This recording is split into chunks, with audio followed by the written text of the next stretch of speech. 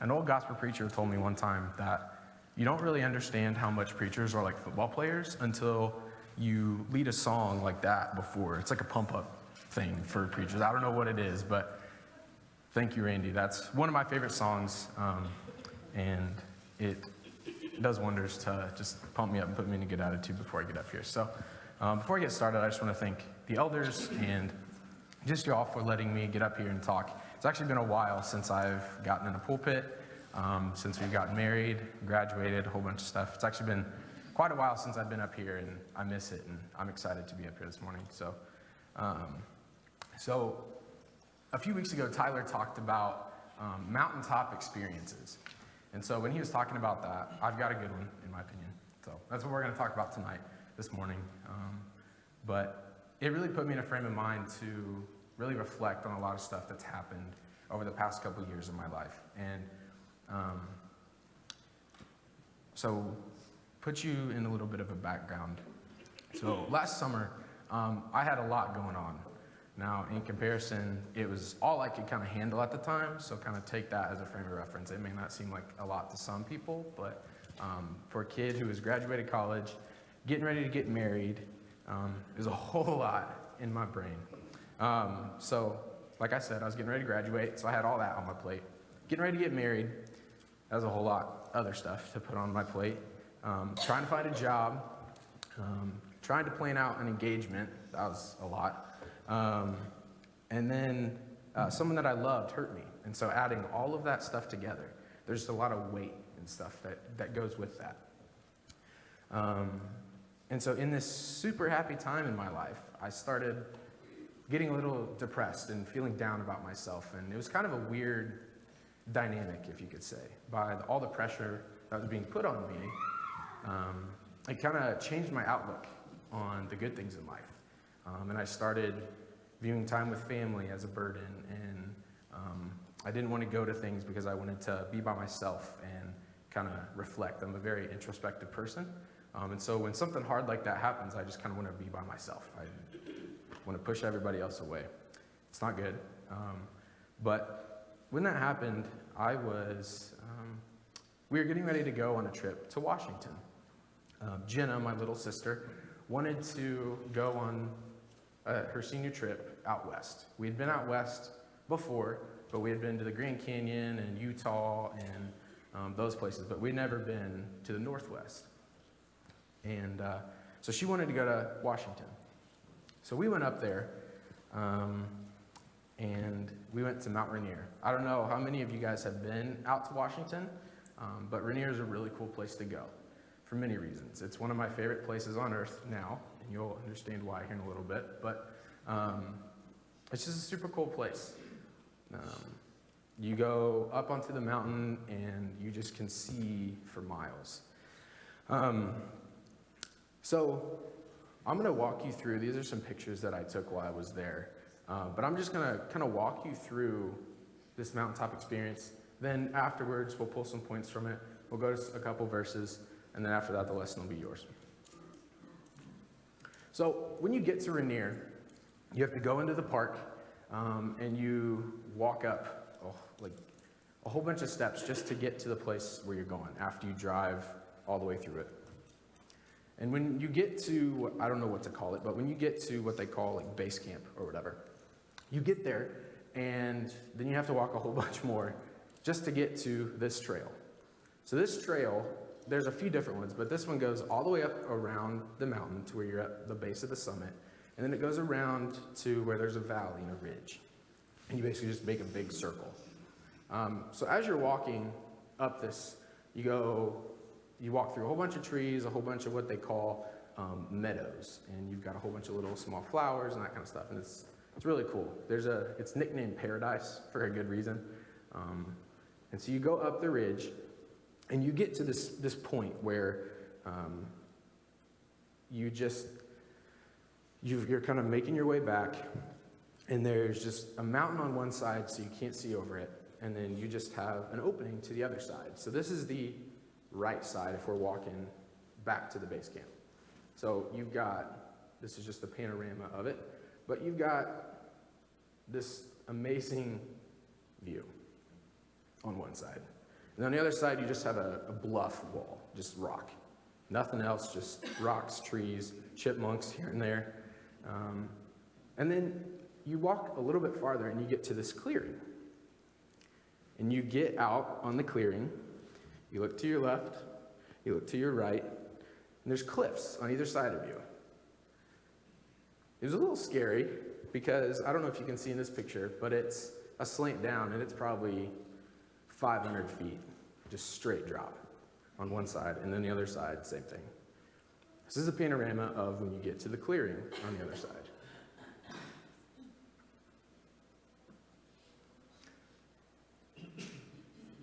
So you get to the clearing, and I'm sitting there, and you're just taking it all in. Cliffs on each side.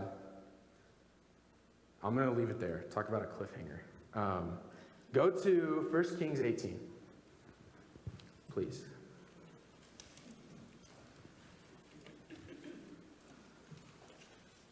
So many people know this story.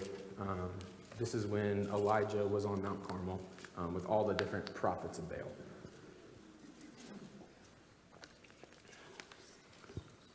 So in this story, I'll paraphrase briefly, but basically what happens is Elijah challenges the prophets of Baal, or the other way around, and they go up onto a mountain, and they basically see whose God can do better, whose God is the one true God. And so they get up there, and the prophets of Baal are praying, slicing themselves, doing a whole bunch of weird things just to try to get their God to make an appearance. Then you've got Elijah, who says, build an altar, bring gallons and gallons of water, and just douse the thing. Just saturate it with water, soak it up. Then he prays, and he says in verse 36, O Lord, God of Abraham, Isaac, and Israel, let it be known that this day that you are the God in Israel, and I am your servant, and that I have done all these things at your word. Answer me, O Lord, answer me, that these people may know that you, O Lord, are God, and that you have turned their hearts back. So essentially here he's like, God, this is all about you. Your power. They want to see what you can do through me praying. Skip over to 19. After this happens, this great man Elijah then goes up against Ahab and Jezebel.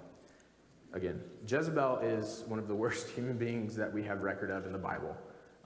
I don't think I have to go into detail about all the things that she did. But if I was Elijah at that time, I would be scared out of my mind as well. So I can put myself in his shoes. But so let's start just reading a little bit about this story. And as we go through, I'm going to make some comments as we go. I'm going to be starting in verse 4. Verse 2. Then Jezebel sent a messenger to Elijah, saying, so may the gods do to me, and more also, if I do not make your life as the life of one of those by this time tomorrow. Basically, she's saying, I'm going to kill you. I'm going to make your life so miserable. Then he was afraid, and he arose and ran for his life and came to Beersheba, which belongs to Judah, and left his servant there. He went by himself then about a day's journey in the wilderness, and came and sat down under a broom tree. And he asked God that he might die, saying, it is enough now, O Lord, take my life from me, for I am no better than my fathers. And he laid down and slept under that broom tree. And behold, an angel touched him and said to him, arise and eat. And he looked, and behold, there was at his head a cake baked with hot stones and a jar of water. And he ate it and drank it, and then laid back down. The angel then touched him again, and saying, arise and eat, for the journey is too great for you. And he arose, ate and drank, and went in the strength of that food for 40 days and 40 nights to Horeb, the Mount of God. So I love it when the Bible just skips over distance. It's like that. Okay, he was at Carmel, and then in the wilderness under a broom tree, boom, he's at Horeb. This journey is hundreds of miles. This isn't okay, I'm going to jump off this broom tree, walk a few steps, and now I'm at the cave. He had to go on a really long journey. So imagine you're in his steps. You're running for your life. You're tired, you're miserable, you're depressed. You literally ask God to kill you. And then God says, okay, get up. Let's go some more. I'm sure I would not get up and go some more, but Elijah did. So let me get to 9. Then he came to the cave and lodged in it. And behold, the word of the Lord came to him and said, "What are you doing here, Elijah?" Rhetorical question. Obviously, God knows why he's here. And he said, "I have been very jealous for you, O Lord, the God of hosts. For the people of Israel have forsaken your covenant, thrown down your altars, and killed your prophets with the sword. And I, even I alone, am left, and they seek my life to take it away." So I just want to pause real quick. So we see in 18, contrast that to 19. You've got this guy who is in the Hall of Fame of Faith for a reason. And he goes up against these prophets of Baal who show just such disbelief and disrespect to our Lord. And he goes up against them and says, "No, that's not happening." And he's like, "I'm going to make a stance for my Lord." And he takes that one stance and then contrasts it to now where he's running for his life. He's weak. He's got in his headspace of, "I'm done. I'm finished. There's nothing more for me here." And then he goes up and he has the audacity to tell that to God. He says, "I'm it. I'm left. There's nothing more for me here." He completely dismisses the people as utterly faithless.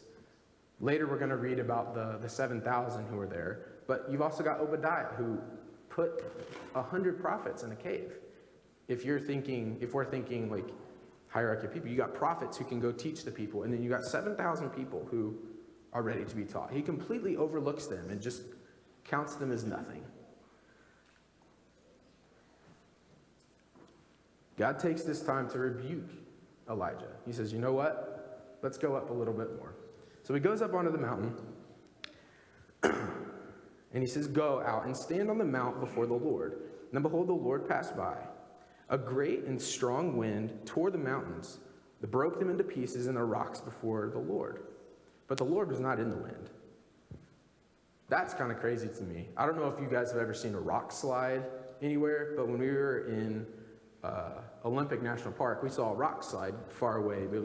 It wasn't on a trail, it was in a safe area, but we saw like one little pebble. Well, it was a pebble, it was a long way away, it was probably a boulder, but we saw that fall and then just everything else go with it, and then it stopped.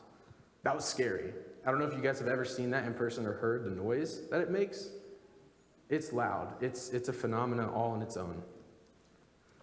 Moving on a little bit. And then after the wind came, an earthquake. I mean, I think that can speak for itself, an earthquake. I think I've been in like one point something earthquake, like nothing. And then you go to different places like Japan or California where they feel those on a daily basis, and it's just nothing to them. I'm sure if I'm under me and the ground's shaking, I'm going to freak out a little bit. And then after the earthquake, there was a fire. I love fire. I'm pyrotechnic. I'm weird. But like a huge fire, just, you can feel the heat from it. Last night we were at Kings Island with some friends, and they had some fireballs just shooting up. And we were probably a good 50, 60 feet away from them. And when that fireball shot up, it was like an instant like crank of like probably 30 degrees. And we were a good ways away from it. So you have all of these different phenomena. And I'm sure Elijah's just sitting here like amazed at all this stuff that's going on around him. And then after the fire, a sound of a low whisper. So this is another example where our Bibles don't do what the writer is trying to come across, but they don't do it. It doesn't do it justice. A better translation of this would be a moment of silence came. So after all of this stuff happens, you've got silence. It's just a moment of it. And it's implied that God's not in the phenomena, he's in the silence, he's in the small things. And when Elijah heard it, he wrapped his face in his cloak, and he went out and stood at the entrance of the cave. And behold, there came a voice and said, "What are you doing here, Elijah?" And he then asks him again. Let's go back to me on the side of this cliff. So, you're walking, and then you just look on each side, and there's a crazy expanse this way to where you can see for miles. Just, it keeps going. And then you've got on this side, you've got the snow-capped mountain on the other side. You just have two phenomena on each side that are just breathtaking in themselves. My family went on ahead, and so obviously I'm sitting here taking pictures. And I just kind of put my camera down for a second, and I just take both sides in. I don't know if you guys have ever heard silence before, or what's talking about here, the small, low whisper, or the moment of silence. But a small breeze just came over the cliff and just swept down onto the other side. And you could just feel the wind. And it was, I don't have a whole lot of hair, but like you could just feel like your clothes were moving and stuff, and then just stopped. I put my head in my hands, and I started bawling because I felt just like Elijah. Everything that happened before didn't matter.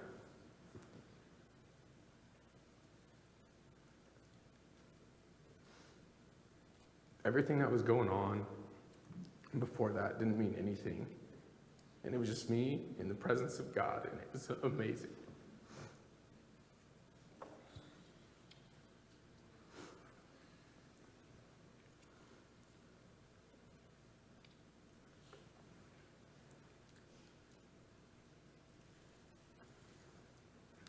It's crazy to put yourself into the Bible and see yourself as a Bible character, because you don't know the power that has until you are riding in the car home and you open your book up, you open your Bible up to these verses and you read it.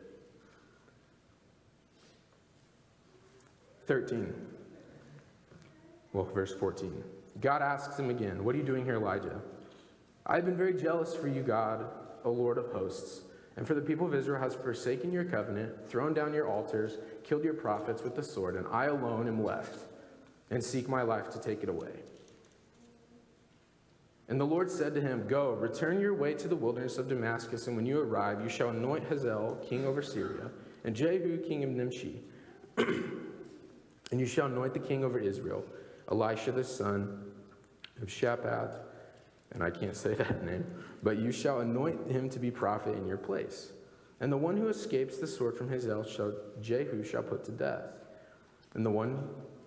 Yet I will leave 7,000 in Israel, all the knees that have not bowed yet to Baal, and every mouth that has not kissed his feet." Elijah goes onto the mountain depressed and lacking courage and lacking purpose. He leaves that mountain answering the exact same way that he answered him before, but in a completely new light. He answers him leaving, "God, I am the only one left. Put me to work." So then God gives him a mission, and he goes and carries that out. And we obviously know what happened to Elijah because of how well he carried that out. He got to spend the remainder of his days with God. So where does it all kind of come to a head? So in application, I think sometimes, I know I do, get caught up in all the stuff that the world throws at you. You turn on the news and you've got one side versus the other side, these people versus that people, and just division all around. And I know for me when you open Facebook, media, the news, in general, people you work with, everyone's talking about the division that's going on. Everyone's talking about how things can't get any worse. I haven't been on this earth that long, 23 years, so I'm sure people who are more experienced than I am can say that this is just a cycle that the world goes in.